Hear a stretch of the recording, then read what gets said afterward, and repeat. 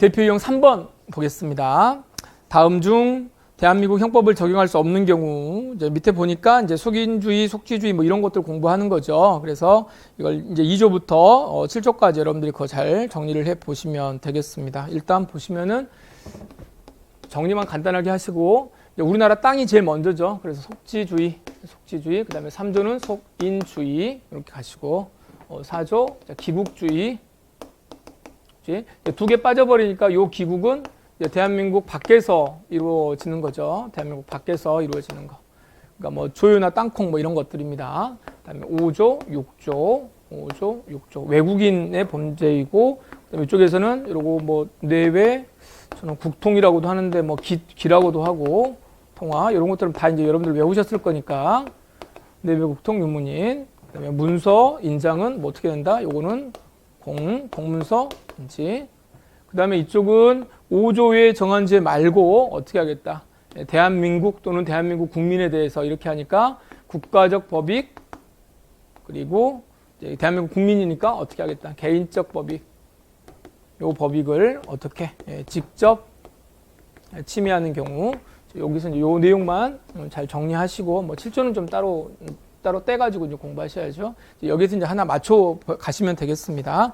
자, 기억 보시면 중국 북경시니까 일단 우리나라 땅이 아닌 것 같고, 대한민국 영사관, 왠지 우리나라 땅일 것 같지만 우리 대법원은 대한민국 영사관, 중국 북경에 있는 대한민국 영사관은 우리나라 땅이 아니라고 봤고요. 이용권 발급 신청서 용지를 이제 위조했다, 발급 신청서 위조했다 그랬는데, 이것도 이용권 그러니까 마치 공문서처럼 생각하시지만 발급 신청서는 사문서입니다. 사문서로 보셔서 날리시고, 그러니까 우리나라 이 대한민국 형법을 적용할 수 없다. 나를 보시면 캐나다 시민권자인 B가 캐나다에서, 시민권자니까 우리나라 사람 아니고 캐나다에서 속지주의 날리고 캐나다 시민권자 을을 기망하여 뭐 외국인을 또 속였네요. 그러니까 뭐 5조 쪽 안 갈 거고, 그런데 문제는 대한민국 국민에 있는 은행에 개설된 비명의 은행 계좌를 통해서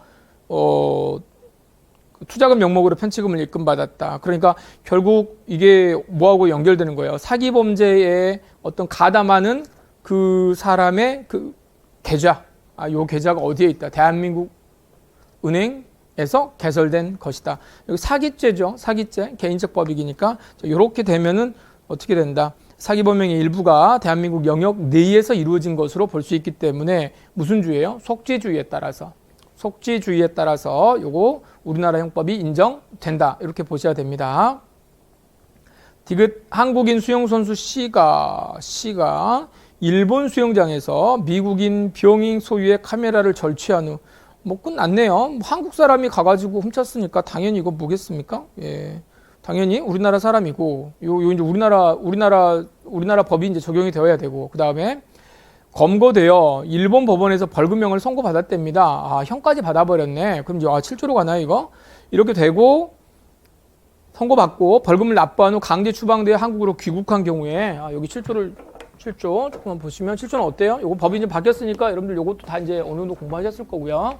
7조 법이 집행된 경우 어떻게 해야 된다? 산입한다 이렇게 돼 있죠. 산입한다. 단 산입하긴 산입하는데, 이 안에서 산입하는데 처벌은 할 수 있는 거예요. 기본적으로 뭐 일본에서 처벌을 받았든 사우디에서 처벌을 받았든 간에 처벌을 받았더라도 우리나라에서 처벌을 하는 거고, 처벌을 하기 때문에 산입 여부가 문제가 되는 거죠. 그래서 이게 처벌을 우리나라 국내에서 처벌한다고 하더라도 뭐 한다? 이중처벌은 아니다. 산입한다, 전체 다 한다, 어쩐다. 일부 또는 전체 이렇게 하는 거야. 그러니까 일부도 할 수 있으니까 이거는 우리가 하겠다. 우리 법원에서 알아서 하겠다는 겁니다. 그럼 이제 뭘 물어보는 거예요? 이거는 한국으로 귀국한 경우에 우리나라 형법이 적용돼가지고 이 사람 다시 한번 처벌할 수 있느냐 없느냐의 문제를 물어보는 것 같은데, 당연히 할 수 있는 거고, 근데 그런 거 따지기 전에 이미 누구예요? 한국인 수영선수 C잖아요. 맞죠? 이 주체가 C이기 때문에 속인주의입니다. 당연히 된다.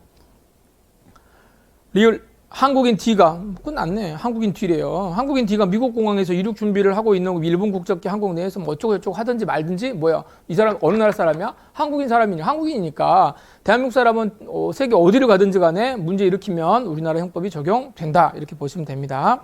미음 대한민국 국민이던 이가 대한민국 국적을 상실하기 전에, 자, 그럼 대한민국 상실하기 전이라고 돼 있으니까 이거 정말 이거는 진짜 제가 대학 다니던 때 같은데요. 이거 좀 시끄러웠는데 송도일 교수 이야기 같은데 국적을 상실하기 전에 국적을 상실하기 전이면 뭐예요? 한국 사람이잖아요, 한국 사람. 북한의 지령을 받거나 그 목적 수행을 협의하기 위해서 북한에 왔다 갔다 하고 막 이렇게 하고 그 후 제일 마지막에 보시면 그 후 독일 국적을 취득했다. 그러니까 후에 독일 국적 취득했으면 외국인 외국 이렇게 가는데 요 문구는 뭐예요? 미음은 뭐예요? 상실하기 전이기 때문에 이 지문은 상실하기 전이니까 한국 사람이잖아요. 당연히 우리나라 국가보안 우리나라 법이 적용이 되는 것이죠. 그래서 그러면 문제가 적용할 수 없는 경우는 그랬으니까 뭐 니은, 디귿, 리을, 미음 다 적용이 되고 기억만 아니네요. 중국 북경을 보면서 왜 북경 이건 영사관이 우리나라 땅이 아니지? 우리 미문화원도 우리나라 땅 아니라고 그러잖아요. 다 우리나라는 다 이렇게 이쪽 저쪽 다 퍼주는데 아무튼 결과적으로 기억만 틀렸습니다. 답은 1번입니다.